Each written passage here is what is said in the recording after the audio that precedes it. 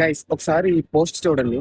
Oracle one day back 30,000 IT employees ని fire చేసింది without notification వేయకుండా. సో డైరెక్ట్ 6 AM మెయిల్ వచ్చిందంట. So ఇందులో ఎక్స్పీరియన్స్ వాళ్ళు ఉన్నారు, ఫ్రెషర్స్ ఉన్నారు, టెక్నికల్ స్కిల్స్ ఉన్న వాళ్ళు ఉన్నారు, అందరికీ సేమ్ సిచ్యువేషన్.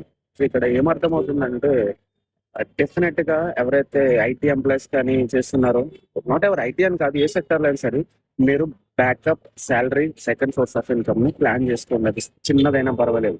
లేదా మీకు ఆల్రెడీ శాలరీ వస్తుంటే ఖచ్చితంగా ఒక గుడ్ వెల్త్ ని క్రియేట్ చేసుకోండి. దాని ఓన్లీ మీరు సర్వే అవ్వగలుగుతారు. అండ్ మోర్ ఓవర్ ఈఎంఐస్ పెట్టేటప్పుడు, లైక్ హోమ్ లోన్స్ ఇవన్నీ పెట్టేటప్పుడు ఒకటికి 10 times ఆలోచించి పెట్టండి.